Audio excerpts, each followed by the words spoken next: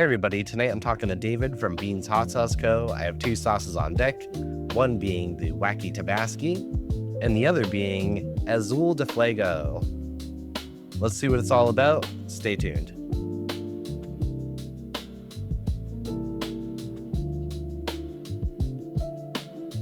Hi everyone, welcome to Fire and Flavor.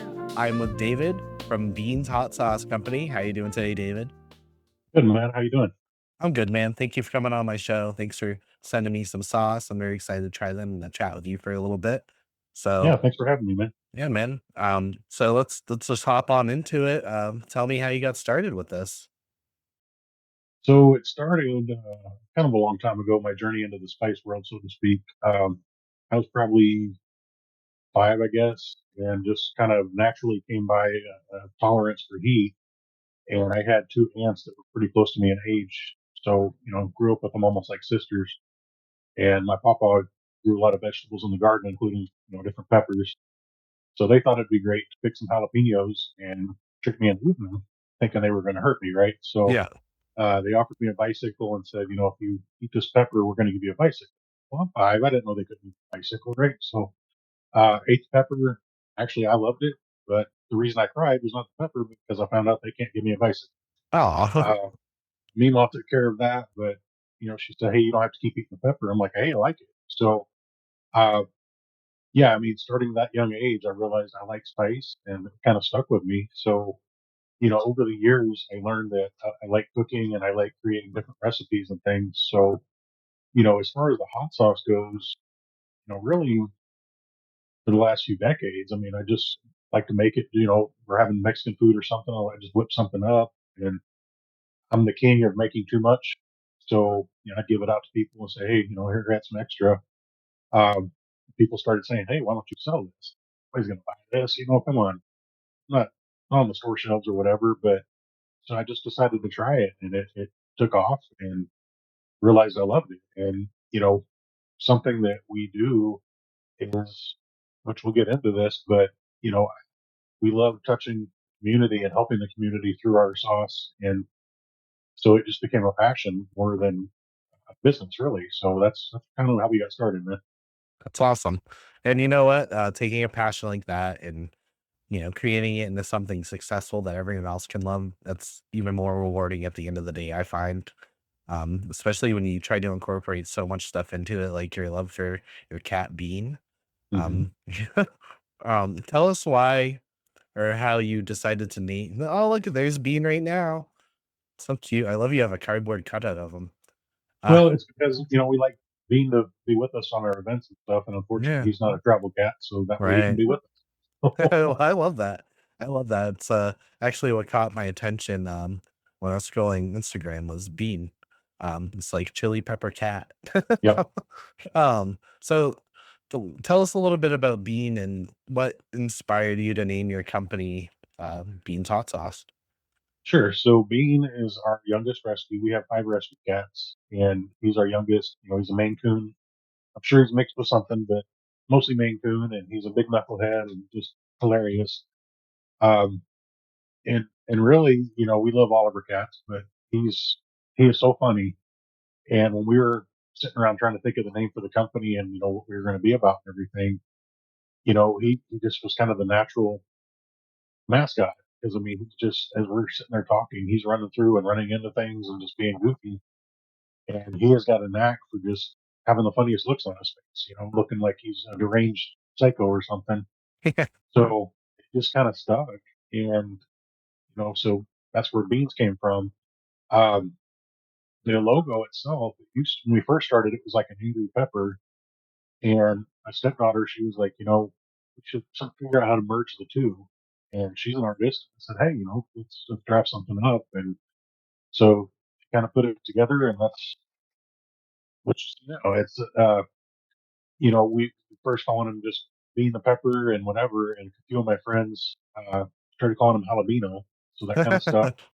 So now our official logo is jalapeno the pepper cat. So and what's funny too is sometimes I'll still whip up some salsas and stuff at home, and it never fails. He's right there. It's like he doesn't want to get involved in the cooking part, but he likes to manage. So he'll sit off to the side and just make sure I'm doing a good job. That's funny, and you're right, he does have, like, the best facial expressions because every Mhm. picture that you post of him, he's just kinda like, very bewildered looking, like, mischievous, he sounds like a riot. Well, I think it was night before last. I'm sitting on the couch watching TV, and I looked down, and he was there suddenly, and just like eyes wide back, and I'm just like, "What are you doing, dude?" I love that. We have a couple cats here, and sometimes they'll just magically appear. Actually, so I have a calico kitty, and not to get too far away from hot sauce, but we both love cats, so let's incorporate it, right? Absolutely. She'll come out and tell us when it's dinner time, and she'll tell us when she goes to the bathroom, and she'll like do a quick lap around the house and yell at us, and you just like know she's up to something crazy. And I love that about cats. They all have their own little personalities, man. Oh, So for sure, for sure. coming back to hot sauce, I really love that you kind of based your company's image around your cat. That's very cool.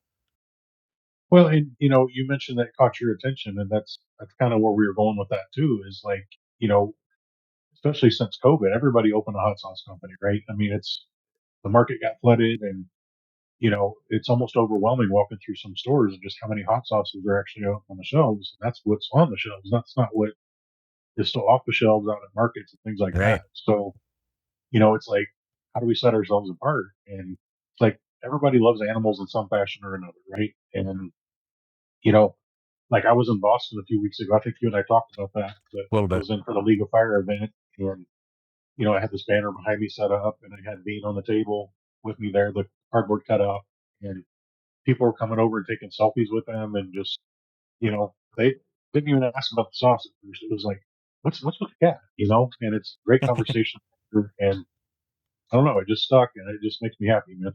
It should, and it makes me happy too. Is that a life size cutout of Bean? Yeah, actually, well, it's a little bit bigger than him, but it's A pretty little close bit. in size. Yeah, he looks like a big kitty. I actually posted a picture on Facebook and Instagram where they were sitting side by side. He was hanging out with himself, so it was pretty Oh, funny. cool. I'll try to dig that up and put it on the show, man. So, the tagline on your website emphasizes hot sauce just tastier. So, how does this philosophy influence your product development? So, and again, it's about the market being flooded and just how many are actually out there. Um, One thing, it's a personal pet peeve of mine. I mean, some people just like to burn their face off, and Right. more power to you. I like to burn too. But when I try a sauce, I don't care what level of heat it is. I want to taste it first. I want to have a good flavor. I want to be able to taste the ingredients and enjoy it before the burn comes, right? Mhm. So, part of how I approached my recipes was thinking of that. And like, I want my customers to enjoy what they're tasting. Then I'll burn their face off. I'll sneak that up on the back end. So, I designed it with the right peppers and the right ingredients to where when you taste it, you get the initial flavor first, and then the burn sneaks up behind, depending on what level you chose, right? Right. So, and that's another thing that we do that's very unique is, when you place an order, you can say, "Hey, I want it mild," or "I want to burn my face off," and we'll make it accordingly. Um, Now, when it comes to our hotter sauces, I can't do miracles and I can't reverse the heat, but I can definitely make those hotter. Um, we use the fresh ingredients. In fact, this year we really started trying to grow as much as we can. So organically, we're controlling almost everything we're putting in our sauces, and that's the goal: get away from the stores. Everything that we grow is organic and it's ours. Um, Because again, when you try the sauce, I want it to be as if you just sat down in a restaurant and we just made it for you right then and there. I want that flavor to come across whether you open it the day that I sent it to you, or you open it 3 months from now, or a year from now, or whatever. I want you to still enjoy that ingredients, and that was kind of the motivation behind that. I like that, man. And you have a lot of different sauces. Like I had mentioned to you before we went on the air, I have two of them here today. I got Wacky Tabascy, and I also have Azul de Fuego. That sounds pretty cool, man. So I'm not much of a shock jock myself. I prefer the flavor over the fire, and that's why I have this show with this name. But I used to really try to see what my tolerance would be, and then just kind Right. of it's not it's fun for a little bit, but it's like, all right, I'm buying these things and they're just kind of sitting on my shelf or my fridge. Sure. I like want to actually enjoy these things. Um, so I appreciate you saying, "Hey, I want to focus more on flavor. I could add more heat, but you're more about the flavors and all the ones you have are pretty unique, I guess. Wacky Tabasky. I'm guessing this is like your Tabasco style. Correct. Yeah, it's my take on the Tabasco style sauce. That's funny. Is that beans on the bottle or So bean? bean, a funny story, bean is Easter egg on every one of our labels somewhere. On The bottle. jalapeno. Oh yeah, I see it because even on Azul de Fuego, let's Yep. see if I can get it on the camera. He's like in the background there. Ah, there Yeah, we we go. sneak them in on every one of the Ah, labels. that's awesome. That's so fun. So for the last month, in this month, you've been donating $2 a bottle.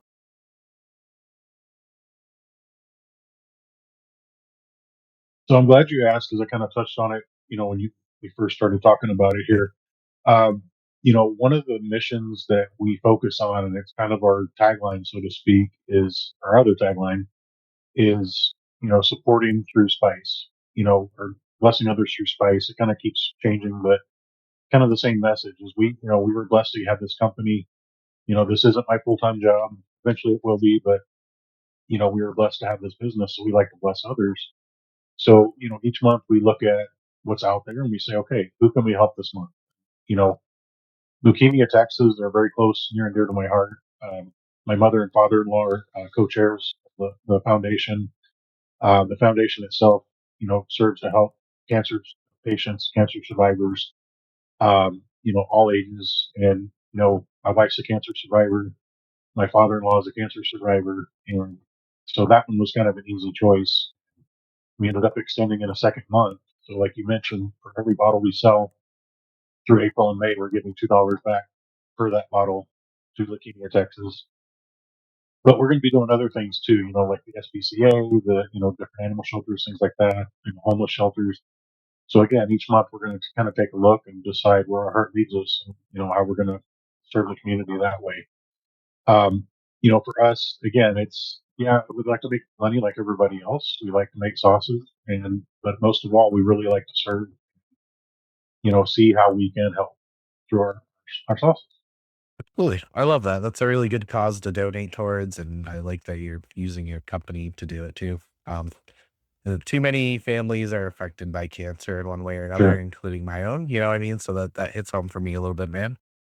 So but from one bro to another, I appreciate what you're doing. And I'm Thank sure you. many other people who are listening do as well. Um, so let's talk a little bit about these sauces again. Like I had mentioned before, I had the Wacky Tabasky. It is one of the sauces we're featuring today. Can you tell me what inspired it other than being like Tabasco? It's not colored like Tabasco, maybe the Verde version, but Yeah, I and I want was to. going for the Verde version, but it actually stemmed from one of my customers, kind of very early on when I first started the company.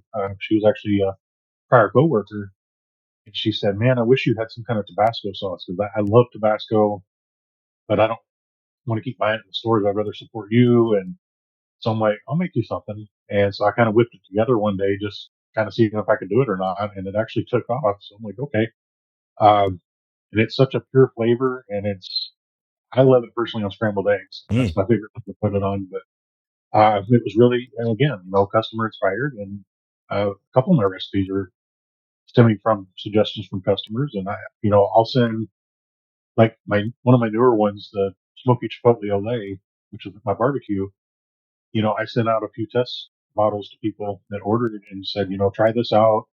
Let me know what you think.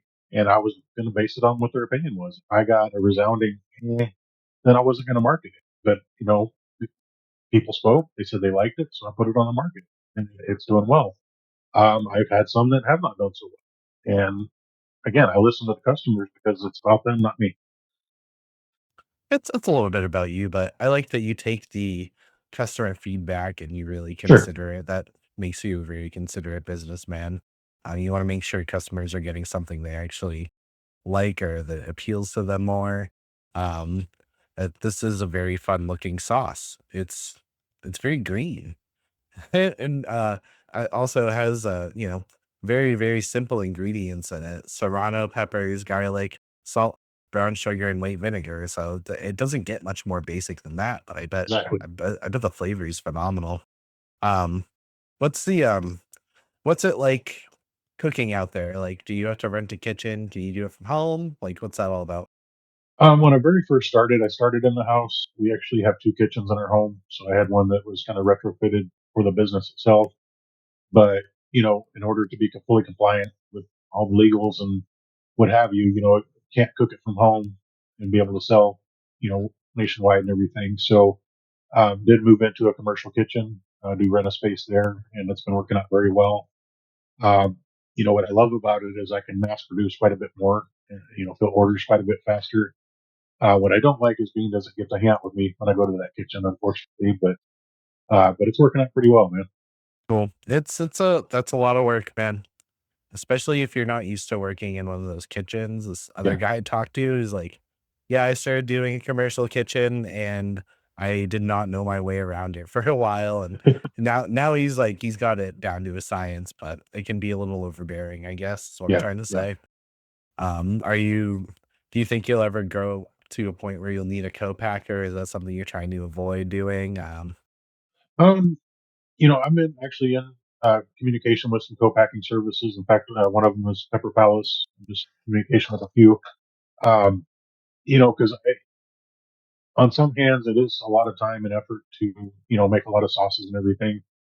But on the other side of that, my dream is to eventually be big enough where I can have my own kitchen, I can hire some employees, and I can still be involved with it, but not do everything myself. Right. Um, because I do like to have my hand in it. I like to, again, participate and just, I feel like that's how I keep my pulse on things and, serving the community, like I said. And if a co-packer's doing it for me, I kind of lose that touch, I think. Absolutely. I've talked to some people who are, either or about it. One guy I had talked to said that it completely changed his business. Allowed him to do more, show his face more at events. And he was afraid that they were going to change the way he makes his sauce. He was totally afraid of that. And Right. he actually goes out to the co-packer and helps them. So I think he has his hands on it a little more. Um, but not as much now because he's comfortable with it. They're making it the way he wants it. So Right. it's a common fear, but between hot sauce makers is like, oh man, I'm getting to a point where I need a co-packer to make my stuff, but are they gonna make it satisfactory? Are the customers gonna notice? Are they gonna care? Um, Right. but he had mentioned to me that it's completely opened up many more opportunities. So like, well, that is kind of a scary thing. I like that you want to still have your hands on it because I'm very much the same way. I want, to label everything. I want to do it all as well. So Right. it's kinda hard to let go, huh? It is. I mean, it's almost like a child, right? Yeah, Just, absolutely. I raised it and I don't want to lose it. Yeah, right, dude. I get that. What's, um what's, like, the first sauce you made for beans hot sauce go? So our OG is Savor the Flavor. That's our original base recipe, and it's really a base for a lot of the sauces that we do. It's kind of a smoky, woody, almost a barbecue type flavor for it, and it's interesting. So there's a lot of science behind making sauces with the recipes because especially when you're getting super hot level, a lot of the peppers have that floral. Some people don't find it very appetizing kind of flavor. Yep, So there's a science with the different seasonings that you put in there and spices to offset that to where you don't lose the flavor, the good flavor, but yet you can hide the not so great flavor and actually tone down the heat. Like I said, make it sneak up versus hit right. you in the face. Um, so there's a lot of kitchen trickery too on that. And as far as I'm going to make this a certain way, and you may taste one way, and somebody else is going to taste it another way. And I really got a kick out of Boston event because I had probably, I think there was over 2,000 people that attended the two different sets of that event, and everybody made the rounds around the table to test, for all the different vendors there. So I'm sure I saw at least 1,000 plus people at my table. So it was great because I had a lineup, I think 6 sauces there, and Savor the Flavor, I think, was one of the funnier ones because just getting a different reaction. One person tried it and it's like, there's beans in this. Is that why you're called Beans? Like, well, no, we talked about this. Bean is the cat, but no, there's no beans in the sauce. And then the person standing next to him that tried it as well said, I don't taste beans. I taste more of a barbecue. So it's, it's a kitchen trickery. It really is. And it's, there is no beans in that sauce whatsoever. But, for me, when I try it, I taste like a taco sauce almost. Okay. And so again, it just depends on who's trying it and what their palate is really. So I have a lot of fun with that. But yeah, that was my first one. And, I went with that one for quite a while and then just kind of started expanding from there. Mhm. That's funny, man. People thinking there's beans in your sauce, quite literally. You should make a Boston baked beans sauce and bring it next year. I'd be like, I don't taste any beans in this. Are you sure? His Bostonians love their beans, man. Yep. Yep. Um, let's talk a little bit about Azul de Fuego. Okay. And I think, yeah. So there's blueberry in this guy. Am I correct with that? Yep, you're correct. And I intentionally left the ingredients off of that one because I wanted you to see if you can guess what's in it when you try it. Want to test your palate. But no, it's that was my first venture into dessert sauces. I'm not personally a sweet sauce kind of person. Okay. It's not really my forte.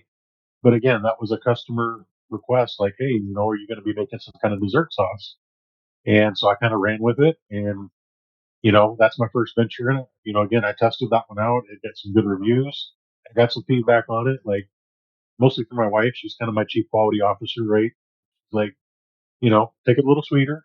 Be something I want to put on pancakes or whatever. Yep. So, um, so that's the first one into that, and I'm experimenting with some other dessert sauces, and there'll be more to come on that eventually. But I'm kind of playing around with that, and what I do, I'll tell you about one of them. So one of them is going to be I'm allergic to apples, so it's going to be a pear based, close as I can get to apple. But it's a pear and cinnamon sauce, a dessert sauce. And when I'm thinking about the different recipes, I think about different times that make me happy or that make people happy in general, right? And so for me, Christmas is my favorite holiday. And when I think Christmas, I think apple cinnamon.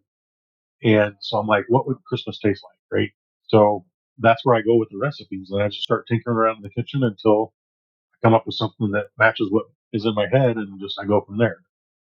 So with Azul de Fuego, again, it was just I don't know why blueberry, but just that one popped in my head first, and so I kind of played around with blueberry, and thinking, okay, I think blueberry, I think pancakes, I think ice cream.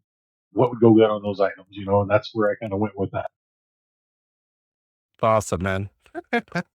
It looks like there's a habanero on the logo. Um, I like, I'm looking at it and I like that there's a little, a little viscousness to it. It's Yeah, like fluid, but you can see that there's a material. It's not just straight liquid, but pourable. I like it. I like these little gold tops too. It's fun. Um, so got to be a little fancy, Pinkies up. yeah, things up, things up. So you're, we talked about it a little bit before, but you offer sauces with varying spice levels, mild to super hot. How do you accommodate different heat preferences in your product development? We kind of talked about it. You take a lot of feedback from fans and your wife, but are there any other factors?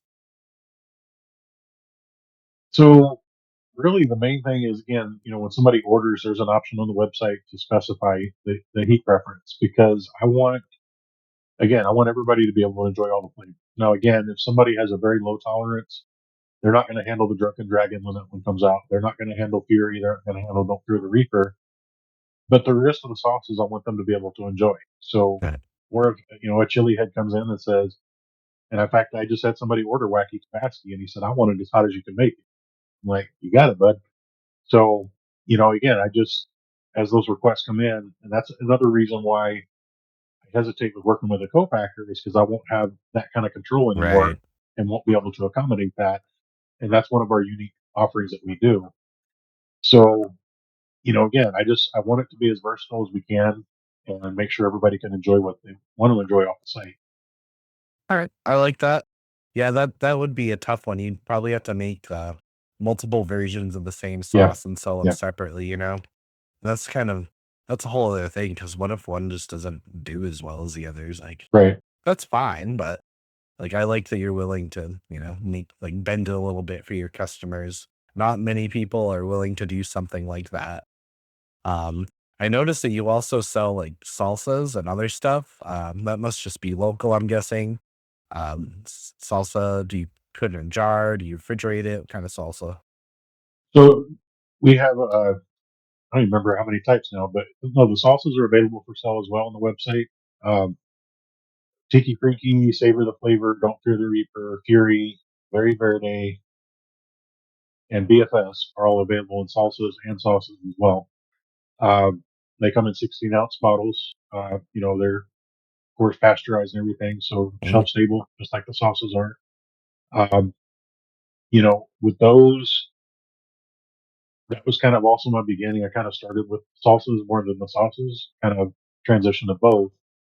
But again, when you open up one of our salsas, the goal that I want is you just immediately are taken to Don Pablo's or some kind of Mexican restaurant, sitting there in a booth and just eating it right out of the bowl because they just made it in the kitchen. Yep. And that's what I'm aiming for with those.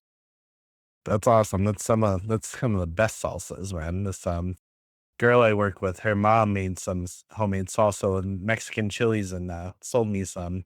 And that was Okay. flame. And I think she was just using like guajillo chilies, but Okay. man, woo!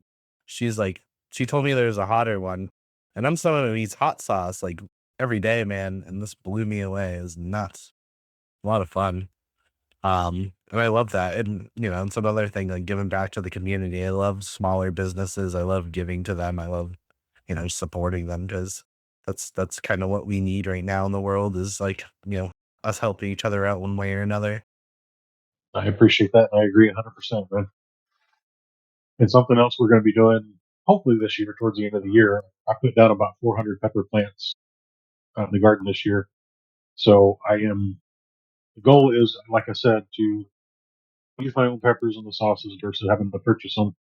But also my goal is to go to having spice blends and pepper flake of the year once I can harvest peppers. Um, so like from the beginning of you starting this company into now, what have you seen? What's like the biggest change you've seen or the biggest challenge you've come across while doing all of this? I think the biggest challenge has really been on the business side, just, all the steps it takes to get FDA approval, getting the business started as far as licensing and things like that. I mean, I came in with a business plan and, that's my advice to any small business that's starting up or anybody that has a plan to start a business. Create a business plan first, sit down and really research, talk to some peers out there that have done it. And, I've been very blessed with a lot of people that are in the chili community that give me that advice and kind of help me with that as well.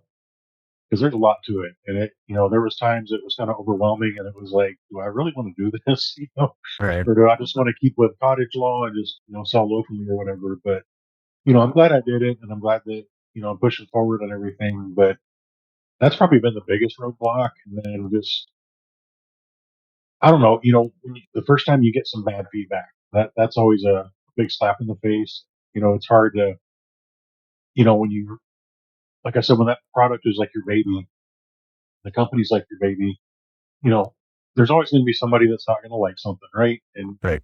it's hard to remember that, and it's hard to say it's okay because these 10 other people liked it. It's hard not to take it personal, and it's hard not to I don't want to say be offended, but be a little hurt by it. Um, so that first time that I got some rough feedback, it was man, and then the first time that an order showed up to somebody's house and it was busted up because of shipping and obviously I took care of them and sent them some more product and everything, but you know it's it's rough when you run into things like that, but Right. you eventually learn and move on. Yep. Those little minor inconveniences. And you're right, Yep. man. Not everything is for everyone. So Right. Right. it's just something to try to not take personal, right? But and I said this every episode. I'm gonna say it to you. I think there's a hot sauce for everyone. And I think you Good. agree because you have so many flavors, That's right. Definitely like from hot to not, you can definitely find something that you're willing to suffer for or not. Right. But yeah, I mean, I that's also one of my fears is, when I plan to start my own hot sauce business too, is just people not really being into my stuff, man. But that's just how it goes, that's a risk you gotta take sometimes. So we can tie that back around to you talking about how you get customer feedback constantly and kind of make things, according to what they say, like, okay, this sounds pretty good. Right. I'm sure they appreciate that too, man. I bet social media has been huge for you. That's how we found each other. Is that pretty much how you reach a lot of people? Social media and expos, farmers Yeah. So markets? my wife and I were just talking about this recently. I mean, you know, I've been on Facebook for several years, Instagram for, not too long. I've got another account that I kind of started with, but, you know, I didn't expect it to blow up like it has. I mean, it's been pretty mind blowing and a little surreal, to be honest. Um, you know, a show, I don't know if you're aware of it, a show called Super Hot came out last year. Yep. It kind of focused on the chili community. And before that show came out, I didn't realize there were so many other crazy people like myself out there that Yep. enjoyed eating hot things, right? Thought I was an anomaly.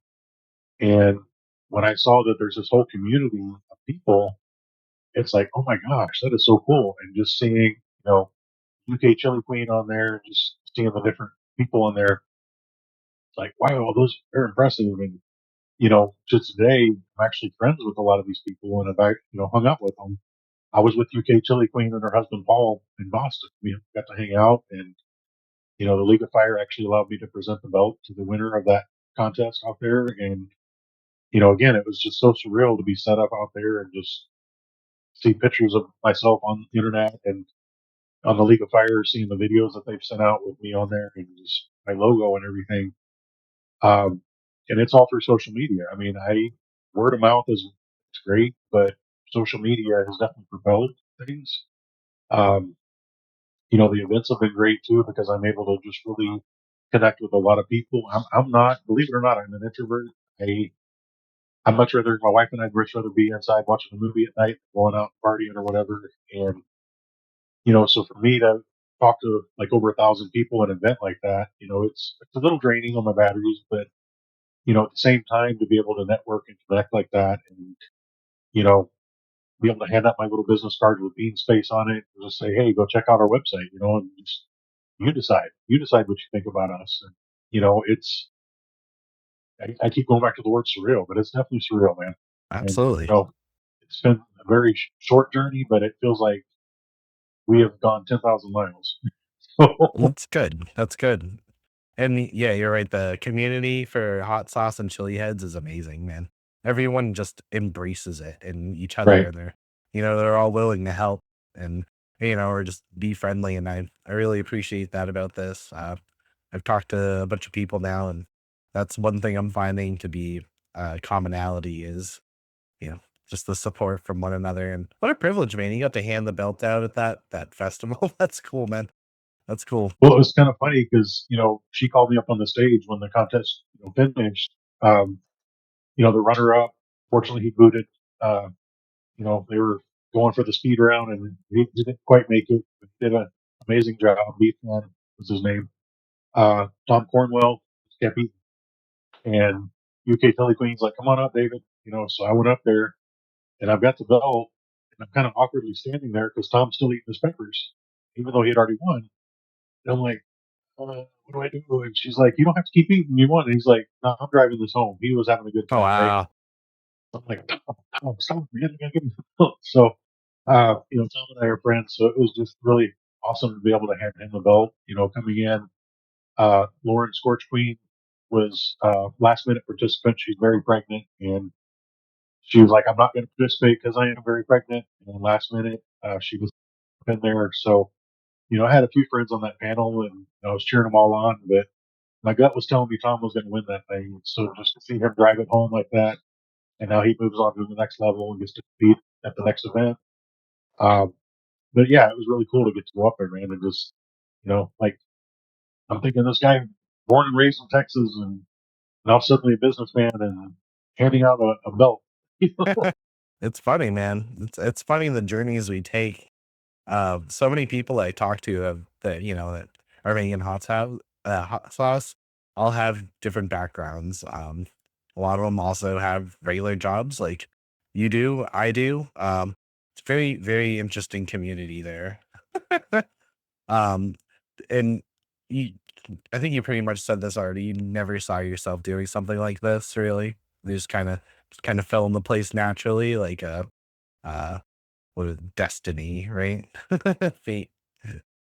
Yeah, I mean, just like my career, I grew up thinking I was going to do one thing, and then started schooling for another thing, and just ended up going this direction, right? So, we just kind of go where the path takes. You know, everything has to fall into place, and it's weird, retrospect, looking back and saying, if this one little piece hadn't fallen into place, I wouldn't be here. If I hadn't seen that show, I wouldn't have met these people, and would I have been inspired to do this? I don't know. Um, because a lot of the people that have kind of cheered me on and given me advice and mentored me through a lot of this stuff are part of that community, and I would not have met them otherwise, right? Um, Moving to Chicago, I probably would have never grown peppers because I lived in Fort Worth, Texas prior, and the summers are unbearable down there, and that's part Yeah. of why we moved.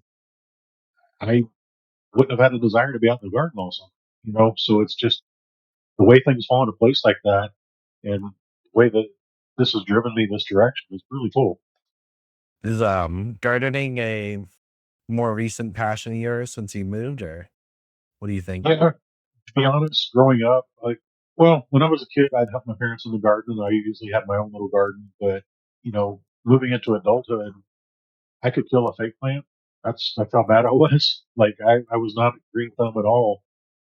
But even in Fort Worth, we had palm trees and stuff in our backyard, and I couldn't keep them alive. And I think part of that was the climate, to be honest. And I think that's part of why I had a brown thumb. Maybe it wasn't so much me; it was more of the climate.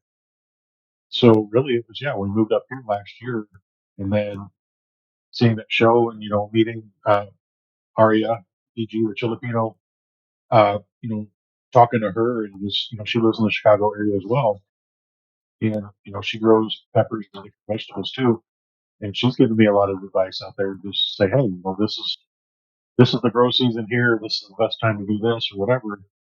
So I don't know. I just got excited about it and started getting seeds, and now I have an addiction to getting seeds. Oh, My wife would agree with that. I have a ton of seeds, but last year, kind of late in the game, I set up a grow tent in our basement. Uh, I think 30 or 40 plants is what I kind of started with. They took off, and because I did start so late, I think it was around September, but they grew through the winter in the grow tent, and then I moved them out to the greenhouse.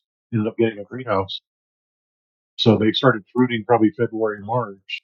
Just then I was hooked. I mean, seeing all these peppers that I grew from these little seeds, right? It's just like, holy crap, I can grow things. So, fast forward to this season, like I said, I put down about 400 plants, and I've still got more seeds germinating right now, and I don't know where I'm going to put them. Kind of running out of room, but I'm having a blast with it, man. It's turned into another passion for me for sure. it's awesome. That's also another very fun part of the community. That's how I got into this too, actually, is growing chili peppers. Let's see, about 4 years ago, man, I was laying in bed with my now wife. We were just like laying in bed. I was like, I kind of want to grow chili peppers. She's like, okay. And I got a grow tent. It's actually my grow tent's right over there. There's some plants in there, but we've actually moved most of them outside. But she's Okay. been so supportive the whole time. And that's something that her and I both look forward to every year is growing hot chilies or just produce in general, man. And it's nice to find that hobby at any time in your life, it doesn't matter when. And yeah, maybe your brown thumb was from living in Texas because it is unbearable. I lived in Killeen as a kid for a couple of Okay. years. Okay. Yep. So yeah, I know how like either hot or cold or Yeah. there's like really no in between. It can be both ways in Texas, I found when I lived there as a kid. Um, but yeah, man. So do you grow lots of like weird varieties too, or just the ones that you want to make sauce with, or do you want to make sauce with them all? So yes, I'm going to answer with a yes. I do definitely grow a lot of habanero, jalapeno, the ones that I use for my sauces. But as I've been shopping for, some pepper plants, but mostly seeds. I'm looking for those just beautiful variety, unique crosses, whatever, because basically when I'm walking through the garden or looking outside, I just want to see color. I want to see just all these different variations, not just green or yellow Right. or red. I want to see like some of the peppers that really jumped out at me is like the Dracula pepper. Yep. The leaves are almost a black color. Peppers are black and red. The Medusa pepper that grows multiple different colors on there. The Hallows Eve pepper that looks Oh, like burning beautiful. lava. It's Beautiful. just so I'm addicted to those It's weird funky. varieties. Yeah. So yeah, and then there's like I said, I grew about 30, 40 plants last season. Um, so over the winter before, well, I put them out in the greenhouse and I ended up moving them back in the basement just because our winter got pretty rough this year. Um, Unfortunately, they got attacked by some white flies and spider mites and almost decimated all of them. And there's two plants that I am like truly my babies, right? Like one of them is called BKI. She has a name. It stands for Beth Killed It. When it was just a little seedling, I was out of town for work, and my wife Beth was taking care of the plants for me. And I don't remember if she bumped it or dropped it or whatever, but the thing snapped over. It didn't quite snap, but it bent over, and she thought she killed it. So that kind of became a running joke. Beth killed it, right? That turned out to be my strongest, tallest plant out of that entire batch. I mean, that thing was a fighter.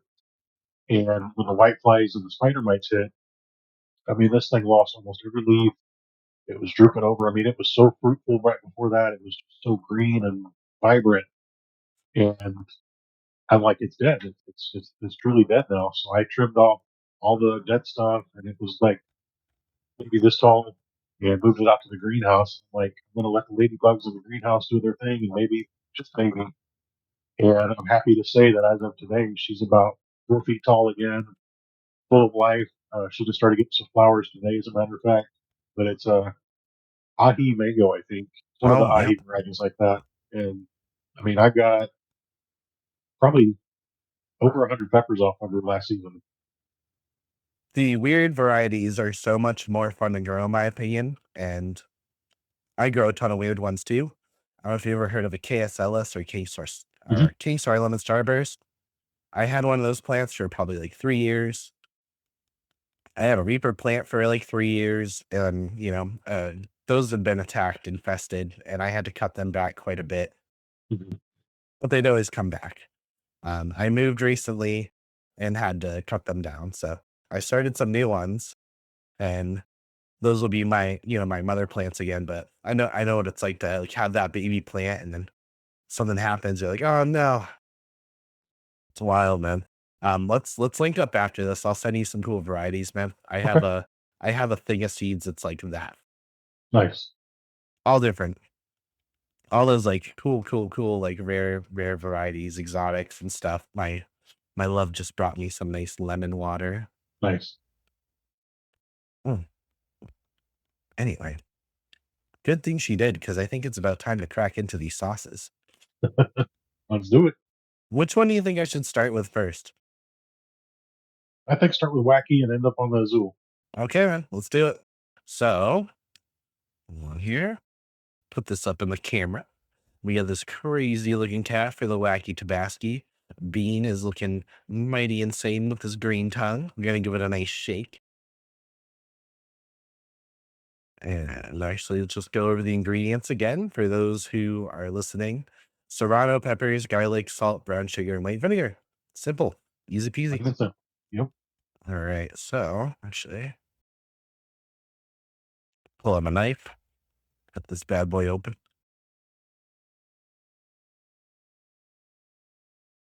Yeah, there we go. Wait, huh. I just feel bad taking the nice wrapping off sometimes, man. It's like, all right, we're sip of water. All right, we got the trusty spoon. It's customary. Oh, we got a fun stopper. You're the first person on this show that I've had that has these on the bottles, which is kind of nice.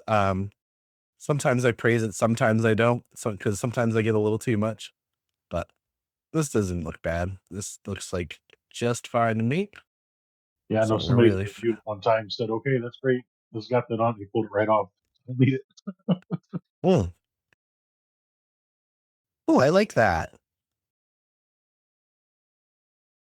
That does kind of taste like the Verde Tabasco. It's got a nice kick, buddy. I like the is that the garlic in there? Yeah, I can taste the garlic on the forefront. Mhm. It has that classic Verde taste to it, but it has like I don't know. I don't know what's making it like that. Almost a smokiness, but you don't have anything smoked in there. It's Yeah, and crazy. that's some of those kitchen trickeries I was telling you about. Yeah, yeah, So a lot of people that try that, and myself included, it does taste a smoky flavor in it. But a lot of my varieties do have a smoky flavor. That one, there's nothing smoky in it.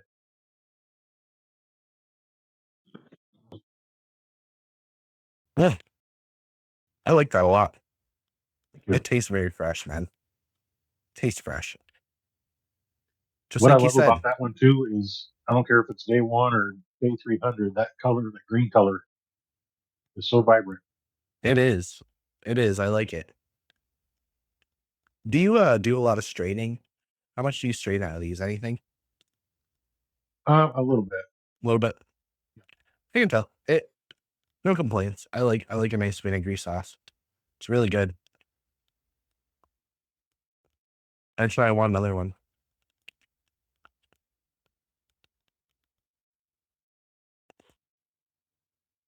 Yeah, that's so interesting. It's almost like I almost want to say it's almost citrusy too, but there's no like you're a trickster. You're a trickster, David. I like it. Made my Oh magic man. wand. Hmm. You're like a sauce wizard. I like it. We're gonna move on to the Azul de Fuego, which you intentionally left the ingredients off on. This one looks a bit thicker. You know, there's blueberry in it. I'm guessing there's habanero without even opening it, just because this silly looking pepper on the front. Let's cut her open.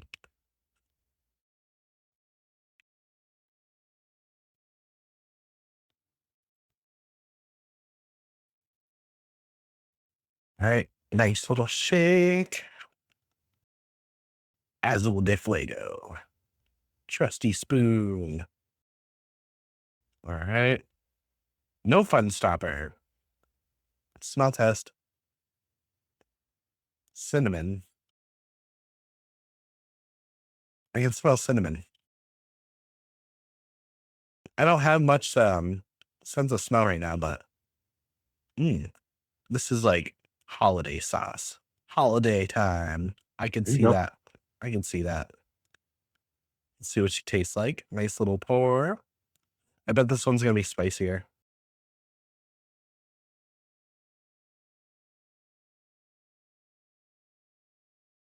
That's different. Wow. It's actually not that hot. Maybe it just hasn't kicked in yet. Let's see. It's a This little sneaky.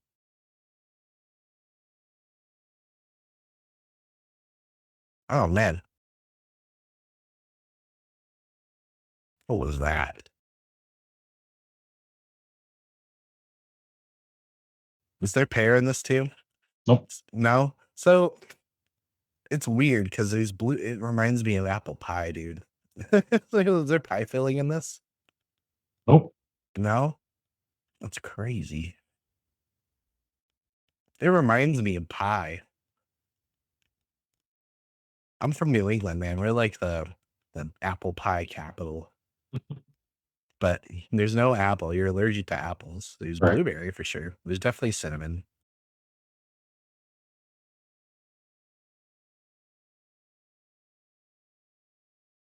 What is it? What am I missing here? So blueberries, obviously, that's the big one. Habaneros, you were correct there. Cinnamon, sugar, a little bit of vinegar, Yep. a little bit of garlic. Okay. Yep. This is Why do I put this on my like dude, I would use this sounds so weird, dude. Thanksgiving, I would use this on my turkey instead of like cranberry sauce. So That's the vibe it's I interesting get. you said that. Like me, I like it on vanilla ice cream with a little bit of chocolate syrup. It pairs so well together. My wife's when she tried it, she said for her it actually she could see herself dipping chicken nuggets in it or pouring it on some chicken or something like that. Yeah, yeah, yeah, yeah. Yeah, I could see this on ice cream too. That's actually that's something I'm seeing a lot of lately is people suggesting hot sauce on ice cream. This is a very desserty sauce. I like this a lot. It's unexpected. I had a blueberry sauce last week and it was also very good. It just tasted like straight blueberries. I like this. It tastes like I said, it reminds me of eating pie or something crazy. Um I didn't find it to be incredibly spicy. I actually found the Wacky Tabascy to be a little hotter, but maybe my tongue is still tingling. Um,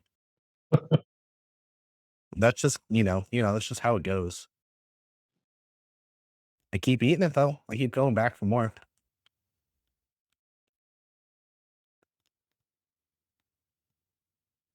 Yeah, it's really good. Yeah, the cinnamon's definitely shining out on there with the berry flavor. Um, I don't get too much of the garlic, but I feel like I can tell it's there.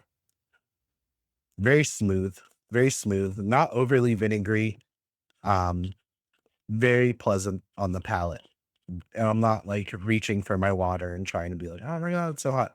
I got the tingle now, actually. I have the tingle coming in. Um, this is bomb, dude. Thank you. This is bomb.